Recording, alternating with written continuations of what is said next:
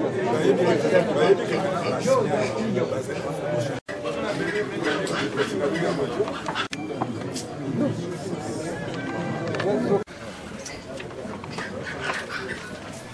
chers compatriotes, vous avez suivi avec intérêt en date du 24 février 2013 à Addis Abeba, siège de l'Union africaine, qu'il s'est produit un grand événement pour notre pays. Il y a eu la signature d'un document que l'Union des Républicains qualifie d'historique. Ce document n'est autre que l'accord cadre pour la paix, la sécurité et la coopération pour la République démocratique du Congo. La signature de cet accord cadre vient de franchir une étape très importante pour l'avenir de notre pays. La clause ici de cet accord cadre, à savoir la réforme structurelle des institutions et la désignation d'un envoyé spécial de l'Organisation des Nations Unies pour conduire le processus de paix en République démocratique du Congo, vient de mettre fin au règne du régime totalitaire de Joseph Kabila.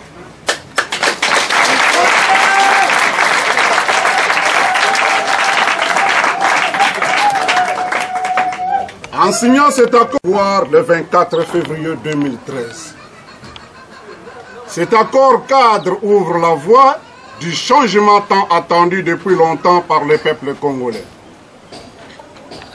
C'est un changement en douceur qui vient de s'opérer pendant que le peuple congolais est distrait de sa victoire. Après la signature de l'accord cadre, les dirigeants du pouvoir en place, habitués dans les mensonges, ont constaté qu'ils ne se retrouvent plus et qu'ils sont perdus. Raison pour laquelle ils sont en train d'embrouiller la population et veulent qu'elle reste dans le flou pour qu'elle ne comprenne pas le contenu réel de cet accord cadre. Ils sont en train de vulgariser cet accord cadre dans le sens contraire que l'accord cadre constitue un chemin de balkanisation de notre pays. C'est aussi la mise sous tutelle de la République démocratique du Congo par l'Occident. Ces clauses n'existent pas dans cet accord cadre. L'Union des Républicains, en tant que parti politique phare de l'opposition, remercie vivement l'Organisation des Nations Unies et particulièrement le secrétaire général, M. Ben Ki-moon, pour les efforts déployés pour la signature de cet accord cadre et demande au peuple congolais de ne pas se laisser emballer dans les mensonges de la classe politique congolaise mal intentionnée, mais de soutenir cet accord cadre qui est un accomplissement de son souhait pour le changement.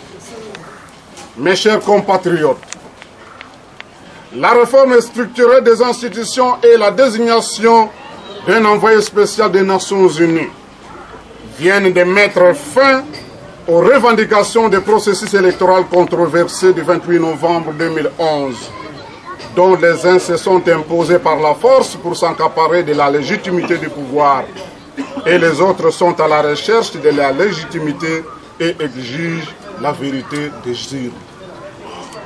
Discours rejeté par l'accord cadre qui a tablé sur les conclusions des observateurs nationaux et internationaux que ces élections manquaient de crédibilité et de transparence. Il a été aussi constaté que ces élections ont été organisées hors délai constitutionnel et que la République démocratique du Congo traverse une période de vide juridique et que ses dirigeants du pouvoir en place font face à une crise de légitimité. C'est dans cette logique que l'accord cadre a été adopté pour faire table rase de la classe politique qui s'est engagée au processus électoral pour recommencer à zéro.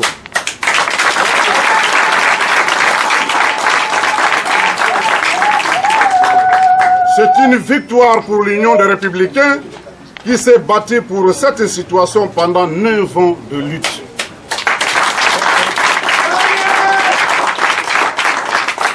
L'Union des Républicains reste l'unique parti politique de l'opposition pacifique qui n'est pas en intelligence ou associé avec les groupes armés et n'a pas participé à la moitié des élections controversées de 2011 qui ont plongé notre pays dans une situation chaotique dont la République démocratique du Congo fait face à la guerre avec des effets collatéraux au nord Katanga et à l'est du pays.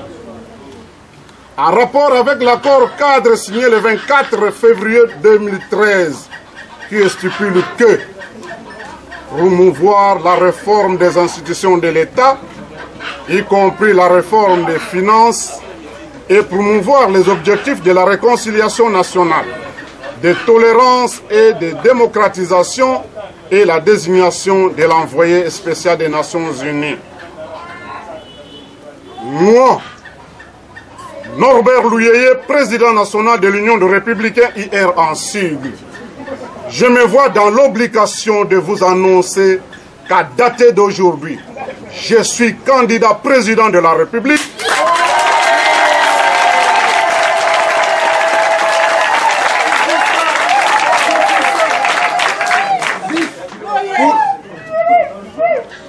Moi, Norbert Louyeye, président national de l'Union des Républicains IR en sigle, je me vois dans l'obligation de vous annoncer qu'à dater d'aujourd'hui, je suis candidat président de la République pour combler le vide juridique et diriger le pays pendant la transition avec les objectifs qui seront définis au cours du dialogue franc et sincère.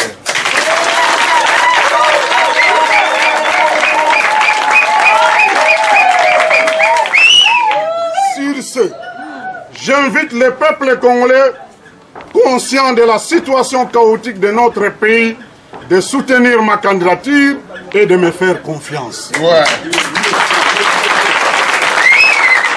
Mes chers compatriotes, quant au débat et aux déclarations de la classe politique pour la désignation des médiateurs et le lieu de la tenue du dialogue franc et sincère, ainsi qu'aux consultations par les pouvoirs en place de la classe politique, la société civile, et les groupes armés qui sont dans l'ignorance, l'accord cadre vient de mettre fin à cette confusion.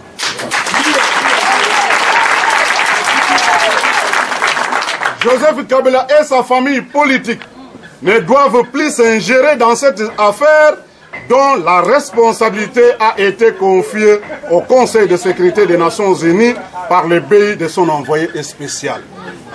Mes chers compatriotes, l'accord cadre parle aussi de l'envoi d'une force internationale nette et de drones en République démocratique du Congo. Concernant cette question, l'Union des Républicains est d'accord, mais cela doit se faire avec l'accord des acteurs politiques issus du dialogue franc et sincère qui doivent régler d'abord les problèmes politico-militaires du pays. C'est dans ces dialogues francs et sincères qu'on doit mettre en place les institutions fiables et les dirigeants crédibles et responsables pour constituer l'État congolais qui n'existe plus comme État, tel que défini dans l'accord cadre, sans oublier la réforme de l'armée, de la police et des services de sécurité. On doit aussi envisager les mécanismes nécessaires pour mettre fin à l'occupation de notre pays par des troupes régulières rwandaises, ougandaises, burundaises, tanzaniennes et angolaises. Ces États sont plongés dans le pillage des ressources naturelles de la République démocratique du Congo et dans les violations des droits de l'homme. Ces États ont réussi non seulement à infiltrer leurs hommes dans toutes les institutions de notre pays, dans l'armée, la police et les services de sécurité, mais ils sont parvenus aussi à verser et à nous imposer leur rébellion pour massacrer les populations dans notre pays. Ces rebelles, en complicité avec les dirigeants des pouvoirs en place, sont impliqués dans la gestion de la République démocratique du Congo. C'est dans ce contexte que nous allons éviter la trahison et l'échec de cette force internationale neutre et des drones qui risquent de conduire à nouveau l'humiliation de la communauté internationale comme ce fut le cas de la MONUSCO aujourd'hui. C'est dans cette optique que la force internationale neutre et les drones auront la chance de réussir leur mission. Je vous remercie.